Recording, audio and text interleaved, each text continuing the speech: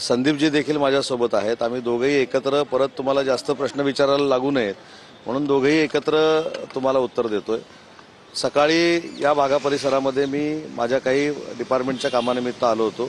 मी स्वतः साहेबांना फोन केला की साहेब जर आपण असाल तर मी चहा प्यायला येतो आणि मी चहा प्यायला म्हणून आलो.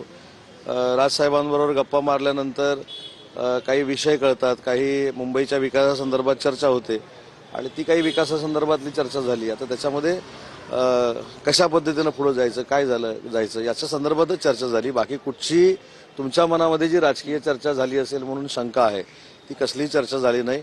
अतिशय चांगल्या पद्धतीचा चहा प्यालो, खिचडी खाल्ली आणि निघालो. तुमची तिसरी भेट आहे. मुंबई संदर्भात अनेक महत्त्वाच्या गोष्टी राज ठाकरे यांना भेटल्यानंतर कळतात.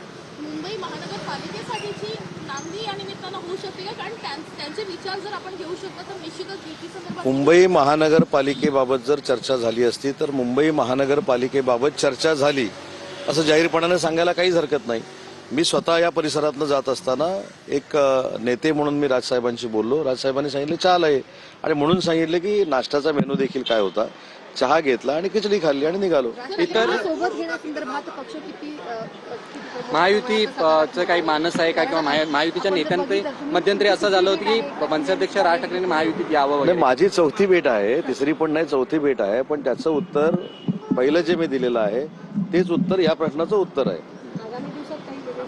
एकीकडे त्याचं पण उत्तर तेच आहे. एकत्रित अशी चर्चा आहे, त्यामुळे या अनुषंगाने तुमची भेटीमध्ये यावर काही चर्चा होते का? नाही, त्याचं पण उत्तर तेच आहे ना. मग इतर विषयांमध्ये राजकारणात आधीच ऑलरेडी खिचडी झालेली आहे. खिचडी खायला आला. त्या खिचडीतून काही नवनिर्माण होण्याची शक्यता वाटते का तुम्हाला? एक लक्षात ठेवा, राजकीय खिचडी हा प्रश्न फारच मोठा आहे, तो वेगळा आहे. परंतु आज खरी खिचडी खायला मी आलो होतो, त्याच्यामुळं बाकीच्या राजकीय खिचडीची चर्चा करायची काही आवश्यकताच नाही. म्हणून सुरुवातीलाच मी सांगितलं, संदीपजी देखील सांगतील की कुठचीही राजकीय चर्चा करण्यासाठी मी इथं आलोच नाही. उलट साहेबांना देखील, राजसाहेबांना देखील वेळ होता थोडा.